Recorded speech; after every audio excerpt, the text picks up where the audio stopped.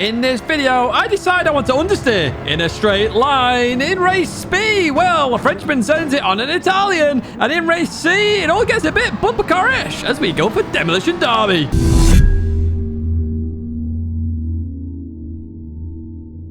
Hello everyone and welcome back to the Gran Turismo Weekly Race Guide here in 2024. Yes, it's week 1 of 2024. Happy New Year to everybody. I hope you're all well and I hope you're ready to have a fantastic year, as we are going to have with Gran Turismo, of course. The videos continue, the live streams return. It's going to be a golden year for the channel. Now, in the background, you can see we're at Fuji, one of my favorite circuits, and we're in the Lexus LFA. What a legend that is. What exactly are we doing? Well, we're doing 5 laps here at Fuji. It's a grid start with a full start check. Sports hard tyres. Bop is on, but of course you can apply livery and a wing if you like to do that as well. And up at the top, as you can see, there are no DR updates for this race. I do hope you like that addition of the graphic. We'll put SR up there as well when there's no SR updates, just so you are informed, of course. Now, I realise some of you will not like this race at all. It's very slidey. It's not got good brakes. So some of you may go, no, I don't want to do that, Tidge. Well, the timestamp's there for you to jump to race B or race C. However, we did do race A. Let's jump to race A. Let's have a look exactly what happened in the first race of 2024. Right, here we are then at the start of the race. A Dr. Peppered LFA on pole there of Chicane Angel. Lots of TCR in here. And you need to make sure you hold that handbrake. Put traction control on 1 just to be a bit safe. Rev that engine and be prepared to let go of the handbrake. Now, here we go. Off we go. Looks like everyone got a pretty good start here as we continue towards turn 1. That horn going for somebody.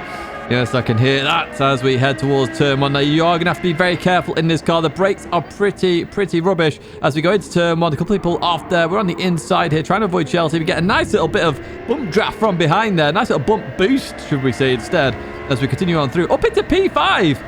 Not too shabby at all, and that gear change noise is quite annoying as well. I wish I could alter the sound for that. Anyway, through the left hand there we go, and we have made that. So up into P5. This is where the race can start to settle down a bit, and this is all about car control, this one. All about car control. You control this car, you will be going towards the front very quickly. Unfortunately, our TCR player goes off then as we go in towards the left-hander, and we are up into P4. They did manage to hold on to the car there. They're still drifting in that rear-view mirror as we go for a correction there as well on the exit as we head down towards the chicane. Oh, we're nearly off, actually. Same as Hodgson there up ahead, who you can check out on YouTube as well, of course, as we go hard on the brakes then. Slowing the car down, staying in third gear, trying to keep it nice and stable. Now, there is a new rear wing on the back of that LFA up ahead, the purple LFA, as we continue on out of here then. And towards this right-hander, again, slowing the car down. They go a bit deep, then we're going to go on the inside and up into P3. Already in P3 on a 5-lap race A. Now, 5 laps for race A is actually quite a long race, to be honest, and a good length. Well played, Gran Turismo, with this one. Very good choice, so we could drive this legend. I just wish the brakes were a little bit better. Lap number 2 then, and we are slowly catching up to Bembo and Chicane Angel up ahead. Chicane Angel's just gone off there as we go in towards the left-hander. Oh, no, they've got a penalty. A 0.5 second penalty as we continue on here. That's a big wing on the back of that one, Benbow, as we go into the right-hander. I'm trying to go for a long launch out of this corner to maximize the speed. Here we go then. Can we do it? As we continue on here, we get alongside Bembo. Chicane Angel about to take that penalty as well as we head then past Chicane Angel. There we go. Up into P1 we go. Happy days indeed. So Bembo is behind us. Can Bembo make the move in towards turn 1? That is the question then as we go hard on the brakes. Very early on the brakes, if you haven't already noticed. I will go through a lap guide, of course, as we slow it down here and continue on through. We're actually going so slow, it ghosted us. Now, I do accelerate away, and I do accelerate towards the victory. What a way to start 2024. A victory in race A. A domination, I would actually say there. I absolutely flew it in that race, and TCR dominated that race as well with Bembo, Hodgson, and Shelty in there as well. Now, let's talk about this lap then. Head towards turn number 1. Just after the 250 board, you got that piece of tarmac that comes towards the circuit. Yes, that is your brake marker for turn 1. You could use the exit of the pit lane there as well. The graphics there, or not graphics, the paints there on the right-hand side. Use either of these, essentially. You're going to go hard on the brakes, and you are going to want to use engine braking because the brakes are so bad in this, okay? So, you can drop down to third a bit quicker. I would stay in third if I was you, just for stability. On exit, you are going to suffer a bit of oversteer, but initially, when you're lower in the the power band, okay, you can just put your foot to the floor and get up towards that power band. That's the critical part of this car and the way you drive it. Head towards this left-hander. You can use the sort of dark grey to white barrier on the left-hand side. I was just judging it on the 100 board, if I'm briefly honest here, or perfectly honest, should I say. Literally, before the 100 board is when I'm going to brake. The marker on the left is a perfect marker, though. Fourth gear, turn in early because it does understeer. Judge the weight transfer accordingly. Notice I'm low in the power band. I can go foot to the floor. And just at the end of that light green stuff there is when I just let off the throttle. And I'm trying to bounce the car through here. Notice I did a lot of rolling here. Just trying to accelerate a bit through the corner. Maintain some form of speed as we head towards this left-hander. Now, the end of the curb on the left-hand side is a brilliant marker for this. We can't carry a lot of speed through that right-hander, so it is a later brake marker than normal compared to the rest of them on this circuit in this Lexus LFA. So the end of the curb on the left-hand side is your brake marker as we go hard on the brakes. And staying in third gear, again, hard on the throttle as quick as you can here. I have to be a bit more careful as we got close to the power band. And you notice there, when we get towards the peak is when it starts oversteering. And we do love that V10 engine. I love a V10 engine, you know this, as we head down towards the chicane. And we're actually using the 150 board. Yes, it's really early braking in this car. The 150 board. And if you saw it in the race, I was down into third gear again for this one. Use engine braking. It's there for you. I don't particularly like engine braking. People seem to think I like it. I hate it. I absolutely hate it. But it's the fastest way to drive these cars. And there's so much time to be gained by doing it. You might as well use it while you can. So in towards the first part. There we go. Second part, just slight lift, then start accelerating as quick as you can. You're not in the power band yet, and then you end up in the power band around that 7,000 RPM range. Now, on the right-hand side, we've got that pole of lights or speakers, whatever it is on the right-hand side. Literally, as that hits the edge of your screen, you're going to brake. Now, you have to brake early for this corner, okay? It's not a late braking corner. You want to slow the car down nicely and keep it smooth for this next part of the circuit, okay? So, as we go into here, I'm just going to bounce the throttle a little bit, try and avoid that oversteer. Manage to avoid it, not too shabby at all. And on the left-hand side, you've got where the tarmac ends, you got that dark green, whatever it is, the slippy stuff that also ends. That is your marker to start braking and also lift off completely, okay, to really start to slow the car down. Stay in third gear in this Lexus LFA. So notice there, I'm just trying to brake, slow the car down, get it turned back in. I'm going to go on the throttle. I'm just trying to balance the throttle because I'm instantly in the power band, just where the revs is as we go towards the final corner. Now, usually I point out that orange painted barrier that I've highlighted on the right-hand side. You're braking before this now, okay? And again, a tight line. I mentioned this at the Fuji Group 2 time trial, should I say, where I was in the NSX. A tighter line here is better for you in this car because it's all about getting it pointed and squirted, as in point and go. And that's what you got to do in this car. Notice we get straight into the power band and then we can fly. Okay, some people might find a wider line works better for them, but the faster line for me personally, from what I've experienced, is that tighter line. That's it for race A then. We jump to race B, where if you haven't already guessed by that chicane right there, it's Suzuka. It is indeed Suzuka. It's Group 3, if you can't really tell, but I'm in that 911 RSR. And what exactly are we doing? Well, we're doing 5 laps. It's a rolling start on racing hard tyres. You can adjust the brake balance and you can adjust the suspension as me and Shelty go side by side into turn 1 there in the background. Now, I chose the 911 because it's very much up there in the car profiles, and I do know this circuit like the back of my hand from the car profiles. Let's jump to the race then. Let's have a look exactly what happens. Right, here we are then at the start. We've got a Genesis in pole of TCR player there. A Porsche in P3. We've got a lot of different cars in here, which is always good. Now, if you're not subscribed already, please do subscribe to the channel. I appreciate all the support, and the 50k special that is planned when we get there, or if we get there, should I say, is going to be quite something, actually. And you're involved too. As we head in towards turn 1, the German up ahead just sent it down the inside of the Austrian. Slight tap on them there. I would have said you probably should have given that one back, to be honest with you, as we go into the S's then here at Suzuka. Now, the first lap is always not too bad in the S's in terms of everyone's got a nice bit of gap between each other. It's only if you're in a really slow car are you going to be caught there. Through the right we go then, and into the left to accelerate through here. Just taking a wider line to try and get a run out of this corner on the GTR up ahead. It doesn't quite work out here. They go defensive, and I'm just taking the racing line at this point. Looking to send it at Tidgney, that is for sure. Try to scare them, though, as we go into the right-hander. Oh, we've got 2 people off there then as we go into Tidgney too.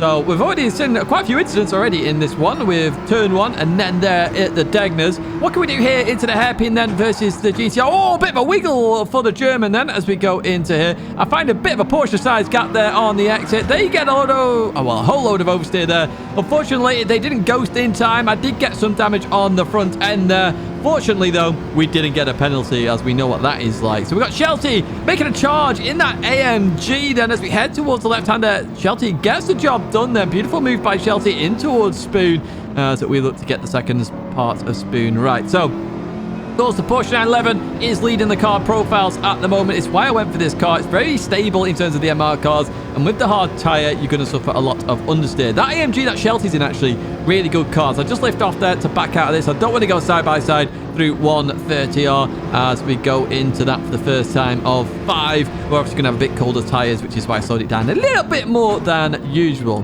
Better to survive than to crash into the barrier. Right, okay, through the left we go then. Exit out of here. A little bit of a wiggle left for Shelty as we go on to the start-finish straight. Start lap number 2 then. The trainer car's up ahead. Bit of a gap between Shelty and the South African Trust Pay as we head towards turn 1. Then now you saw this on the TV camera. Me and Shelty side by side into turn 1. It was always going to work. Beautiful driving here with Shelty. Look at this.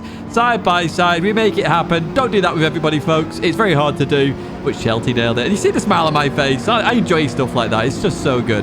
Right, lap number 3. We do catch up to the next pack then with Trust Pay at the back of that pack. And now it's going to be us, of course, then heading in towards 130R. We had tried to overtake earlier on in the lap. I say tried to overtake, just we're looking for space and there wasn't much there. And there wasn't much drama, really. Suzuka, a very hard circuit to overtake on, of course. But there are places to overtake. And that's what we're going to try and do now with 4 cars up ahead then. Oh, a bit of oversteer then. I wasn't sure whether I caused it, so I just lifted off a tiny bit there just to then let them go. And it was all fine and dandy.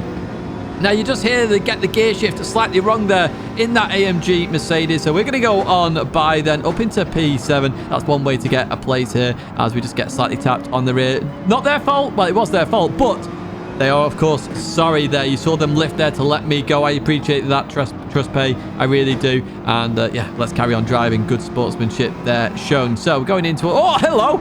What's that? Minty GTR. Is it Jimmy? I'm not too sure. Unless Jimmy's Italian, of course, because that is a Minty GTR, which is one of Jimmy's favourite cars. And it said Steve then. And then mixed up then through the left we go, and we haven't had much chance to overtake there. That's what I was talking about in the previous lap, where it was just lying astern really, so it wasn't that fun. I want to bring you the exciting parts of the race, of course, as well as some of the parts where I can explain the race a little bit more. That's the point of these weekly race guides, and we'll continue doing them going forward. I think it's like the 3rd or 4th year of doing them now as we exit Tidgney 2 then. Heading towards the hairpin then. The BMW up ahead just outbrakes himself a tiny bit here. The Italian sees them coming. There's a slight tap between the two. They did try and avoid each other. Once again, I find a Porsche-sized gap on that inside as we accelerate out there. 2 for 1. Happy days. Although that BMW is not giving it up yet then. So we're back down to P6 for now, but I'm still here. I'm still fighting with the French driver then as we head towards Spoon. Hard on the brakes. I brake earlier than expected there, and I do manage to stay on the inside there. They gave me room as well. I appreciate that. Good sportsmanship there shown once again. Beautiful racing. I really have enjoyed this. The final lap then in towards Tidgney 2. Up ahead we've got Bembo going on all sorts of a journey there in the Genesis. Very common thing to happen in that Genesis. The rear is very unstable unless you put a setup on it, of course. And you can put setups on in this race. Do remember that. This was default setup though for me in the Porsche 911, and I did come home in P5. I've got rid of Steve's curse at last. Right, let's go into a lap guide then. So this is a bog standard default setup in the Porsche 911. Heading towards turn 1 then. You got the 50 board or that piece of tarmac beforehand. They are my markers for turn 1. Okay, now these are the guides I use, or the markers I use when I do the car profiles as well. So this is why I was instantly up to speed here at Suzuka. So trail braking all the way through this corner. Just trying to slow the car down nicely without the rear over-rotating too much. On exit, be careful power oversteer. Racing hard tyres are not that grippy. We're going to go into the S's then. And with the S's, it's all about balancing the car. So drop to gear there just to try and maintain that line. Try and accelerate through some of these as well if you can. 3rd gear, drop into 2nd gear, slight dab of the brakes then to really get it round this corner. And as we start to accelerate through here, we're going to lift slightly, clip the curb on the inside, and that's when we know we can accelerate out of the corner. It's very easy to understeer off there, and I was very close again, but because I clipped the curb, it should be fine. Head towards Tidgney 1 then. On the right-hand side, okay, we've got that pole there, or whatever it is, the right hand side there. Okay, that's what we're using as a brake marker. I've just realized, by the way, folks, I'm just going to correct myself, this isn't the Porsche, this is the Audi. This is the Audi R8. This is from a previous time we had it here, but the guide and markers still mean the same thing here. On the left hand side then for Tidgney 2, we have the Marshall tent there. That is your marker for this right hander. Okay, so use that as your brake marker as we go into here. Again, with Tidgney 2, just be careful on exit. It's very slippy if you go over the curb, and you just want to be really careful on that exit. Okay, as we see there, I've just got a bit wide, but I bring it on quite nicely here. Gonna head up towards the hairpin, then through the right we go, and the end of the curb there is your brake marker for the hairpin. Okay, now with the hairpin, with racing hard tires, you actually want to keep quite a tight line, to be honest, and just be careful on exit. We saw what happened to the German driver. Same thing can happen even in MR cars here, where the rear just gets a little bit loose. Okay, so we're gonna go hard on the brakes then as we slow it down. Then as we go through here, gonna go on the accelerator. Notice we were casual with that, even in the MR car. This is the Audi. We're a bit pretty careful as we continue then towards Spoon now. And on the right side, what we're looking for is that piece of tarmac there. It's between the 100 and the 50 board. Okay, and what we're gonna do here is brake and just clip the curb on the inside and head towards the outside of Spoon. And I'll talk about the second part of Spoon, of course. So that is our marker for this left-hander then as we go into here, just clipping the curb, heading out towards the outside, and just before the end of the curb on the right-hand side, we are then going to brake again and bring it back in. Okay, so you need to slow the car down nicely here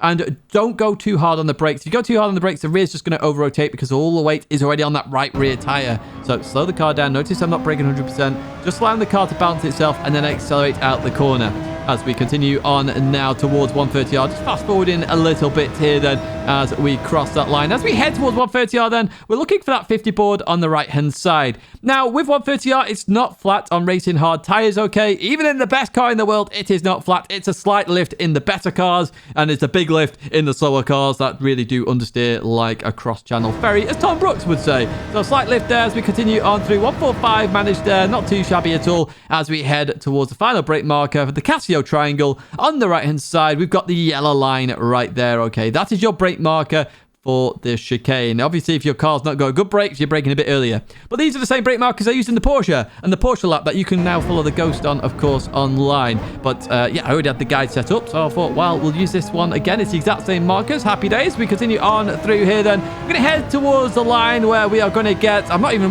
sure what lap time this is on this car. 2:03, so very similar to my Porsche of a 2-minute dead lap. Anyway, that's it for race C. We've already gone to race... That's it for race B. We've already gone to race C. I'm getting too excited now. As you can see, I'm in the Mazda 3. I didn't do that in the time trial lap, though. What exactly are we doing here at Catalunya? 11 laps and no chicane as well. Rolling starts. Racing medium tyre is required, of course. ×1 fuel, ×4 tyre wear, and brake belts and suspension are adjustable as well.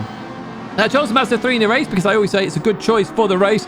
But is it for this race? That is the question. Let's jump to it now. Let's have a look exactly what happens. Right, here we are then at the start. We've got a Citroen in pole. We've got a McLaren 650S P2. Shelties in P3 in the Mazda. And that's the car I chose as well. Now, if you are enjoying this video, do give it a like. Do subscribe to the channel to stay in touch with all the latest content, including weekly guides every single Monday. And we have time trial guides. We've got car profiles. We have the works. Speaking of works, look at this then. We're making light work of the McLaren and this Mazda 3 down the inside towards turn 1. We get the job done straight away then up into P14. Now the question is the Mazda any good in the race? I always say it's a good race car in most situations, but we do have some tyre wear on this one as well. It's quite a longer race, so we'll see how that plays out going forward. We do have Sheltie on pole. I'll say on pole. Didn't start pole. It's currently winning the race at the moment in another Mazda 3 then. As we continue, trying to look around the outside of the Ferrari. Understeer just creeping in then as we head toward... Oh, hello. What's happened there to the GT by Citroen then as we go into the left? As we've got Taijo Boss. That's alarm, actually, as we continue on through here. Looking down the inside there. Beautiful little effort then. But this is where the Mazda 3 really comes into its own then. Look at the straight line speed then. Through the left we go. We're still side by side. Beautiful racing. You see me smile. In fact, I give you a thumbs up as well. That was superb racing there, Zala, as we go into the right-hander. Beautiful stuff then as we continue on to this back straight. So this is obviously where the Mazda comes into its own then, looking down the outside of that Ferrari as we head towards the left-hander, slowing it down nicely here then as we go into here. Oh, we got Hodgson just off up ahead, comes into the gap then, just up ahead. Look at this, side-by-side action, absolutely everywhere as we go into the right-hander behind the NSX. And nicely a mixture on the grid as well. Got the Alfa Romeo Muscafi up ahead as well, the 155, as we head towards this right-hander then, slowing it down. Oh, slight tap between the two. Fortunately, I've got it in to Norman then, slowing up then due to the slight tap they had as well. We've got somebody going in the pits there. Not sure who that is, but they're obviously not going to change their tyres As we continue on then, we've got a bit of damage then. We're suffering with that damage. We've got two people in the pits there. We've got Javilon and GT Pro Man. I'm assuming it was the Citroen that went into the pits near us then. We've got Hodgson with a 0.5 penalty for track limits up ahead as well. Let's advance further on then. Let's get back into the action without the damage, of course, as we continue on through here. We're going around it. Look at this. A reverse Moses maneuver on the Polish driver. And we do get it done indeed. Again, wonderful, wonderful racing with Zalar as well. Look at that. Beautiful stuff. Real, just perfect. Perfect racing, you know. Everyone knew where everybody was. Good racing as we head in towards the left then, and slowing it down nicely. And we do go around the outside of that McLaren then as we continue on out. Oh, I love that. That was beautiful stuff. It really was. It's always nice to have good racing like that. And up ahead, we've got Hodgson and a parts team. TCR, of course, I did mention, has a YouTube channel as well. Just YouTube his name, and it will take you straight there. Right, okay. Head towards the last corner then. Let's see if we get a run on this McLaren. At the moment, the Mazda 3 doing me well in terms of straight line overtakes, but just struggling when we're in the pack with a bit of understeer then. As we go on to start-finish straight, and look at the difference. This is what's crazy about this car. It really needs adjusting. So maybe give it a bit better handling, but reduce its speed. Look at it. Absolutely flying towards the back of that McLaren and hard on the brakes. It's also awesomely good on the brakes then as we slow it down nicely then side by side with the McLaren 650S. Through the left we go, and we do get the job done. Up into P10 we go then as, oh, they've lost another place there as Hodgson to Zalar then as we advance further on then towards this fast right. Fast right that people were struggling on keeping up with me as we continue on through here. I will explain a bit more what to do in the lap guide there. But we do have a run on this Ferrari then. They just got it a bit wrong then, heading towards the sharp left-hander then, hard on the brakes. Again, this car very dominant on the brakes. Ferrari looking down the inside. Not going to quite work here, is it? Oh, maybe so. Maybe so. Through the left kink we go in towards the hard right. We've got the inside line now. Nope, the Ferrari's gone a bit deep there, and we do maintain that P9 then. So we advance a lap later where we've caught up to the next pack, and I decided at this point that I'm going to pit and change tyres, and hopefully I can jump some of these drivers and save myself a bit of time. Do be careful of pit entry. As you see there, I got a bit of understeer into the entrance. It's a bit sketchy, it really is. I will change tyres, and I would advise you to change tyres as well. Your tyres will be pretty warm by the end of the race if you don't change tyres. Right, we're going to head towards turn one. I will give you a bit of a marker later on in the track guide as to where to brake as you come out the pits, of course, because that would be very helpful indeed. Lap number 6 then, we have jumped those two that we did catch up to, and we've got the Stag up ahead. Hello to you then. In towards the right we go with purple as well on Shelty's lap then as we continue on through here then. So let's see what the Ferrari driver does then. They're a little bit defensive then. Oh, hello, they've got a bit deep there. They've got Lucky Strike livery on. Is that BAR Formula 1 team? I'm not too sure. But hey, we'll take that place then. Up into P8 we go. Advancing to lap number 8 then. We catch up to the next pack. Then we got the Citroen that pitted lap number 1. Their tyres are going to be a bit worse for wear. We've got the McLaren up ahead of Power Virus 2DE as we give him a bit of a bump draft into this right-hander. I did question myself with that bump draft actually going through this right-hander, but they made the corner fine. Probably should have just backed off a bit more there as we continue on then towards the left-hander. They go defensive in that McLaren. We're looking around the outside. Can we get the job done? Hard on the brakes. Oh, they get it stopped nicely though, to be fair. Right bang on the apex. Looking for the cutback. Can we do this then? In towards the left we go. Brilliant side by side again. I love this. This is great racing. It really is, but the McLaren are very good on that inside line. Now, I did do my time trial lap in the McLaren, actually, because I thought it would be slightly bit quicker than the Mazda 3. I just assumed the Mazda 3 would be brilliant in the race. However, we're starting to struggle with tyres a little bit. You can see there, we're already a third down, and we've still got, what, lap 9, 10, 11, 3 laps to go then, as we continue on to a third down and 25% still to go. Let's see what happens then as we look to catch up to the McLaren. And look at the straight line speed difference here. Look at this, it's huge. McLaren goes defensive then. I'm looking down the inside then. Can't quite get it to work. Have they got deep? Oh, that's very late on the brakes. No, they get it stopped. Really well played there to the German driver as we continue on to lap number 10 then, where my tyres are definitely worse for wear. That pitting that one lap earlier did mean I suffered then. In towards the right we go, and we are just struggling with that understeer. You see Bembo catching up to you very quickly in that McLaren as we go on towards the final lap then. It's going to be me versus Bembo for this P6. Who's getting Steve's curse? That is the question then as we head towards turn 1. Can I defend here? As we go hard on the brakes, and Bembo looking down the inside. Give a bit of room there for Bembo, but we maintain the speed around the outside then. Quite a common defense actually on that corner. Continuing into the right then. Slight lift then. We're looking for the orange painted barrier. We start to accelerate then. Just struggling a little bit of understeer. Look at that McLaren. It easily gets on the inside then as we head towards the next right-hander.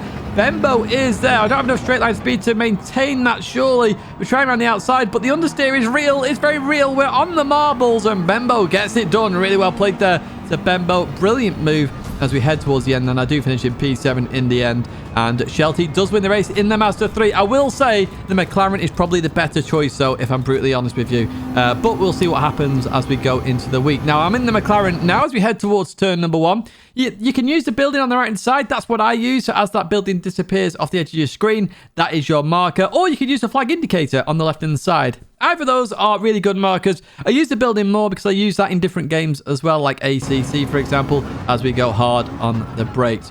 So drop it to third gear. Trying to abuse the curbs a little bit here, making sure the sausage is in the middle of your car as we go through there. The sausage obviously doesn't affect the car, but it's just a point of reference as we go into here. So it's all about balancing your speed until you see that orange painted barrier, okay?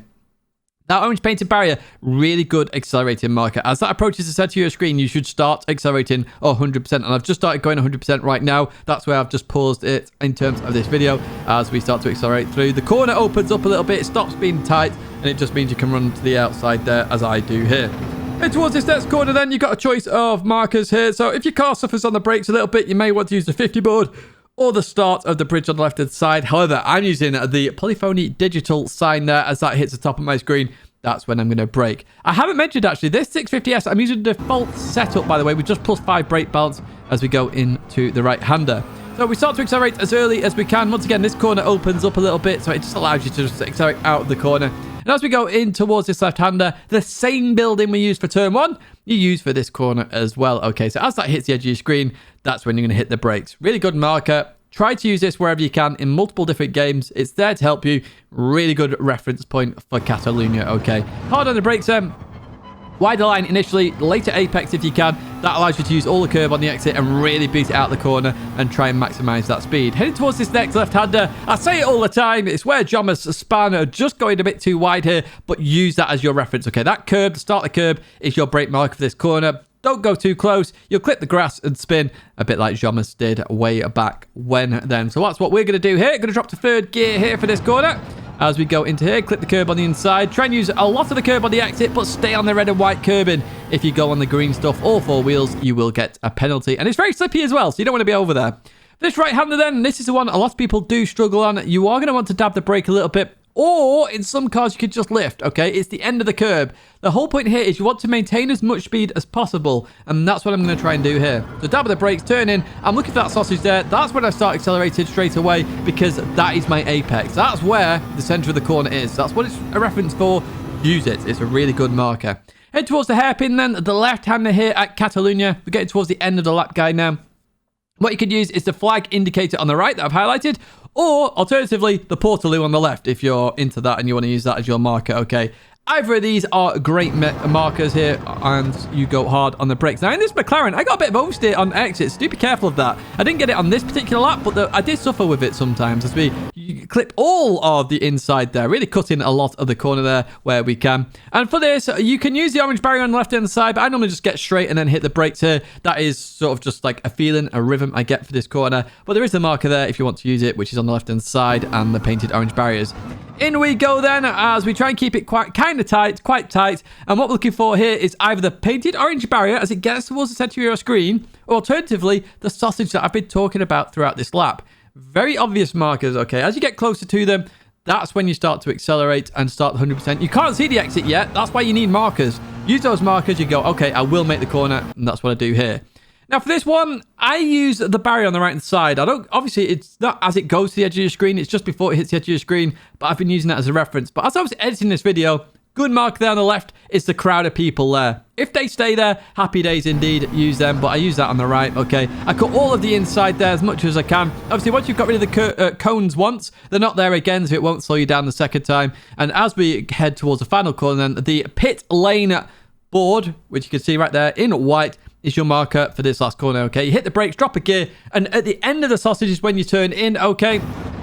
As we turn in there, we avoid any jump with the sausage and we can accelerate through the corner and head towards the line where we get a 146.7, I think this is. Very much a 0.5, 0.4 possible in default setup. There's even more available, obviously, if you put a setup on. Now, you're wondering what the heck's going on here then, folks. This is your marker as you exit the pits, okay? So you have that light green stuff down the right-hand side. The end of that is your brake marker for turn number 1 as you leave the pits. In the 650S, that is, obviously, you just judge it slightly different in a different car, potentially. But that is your marker there for you.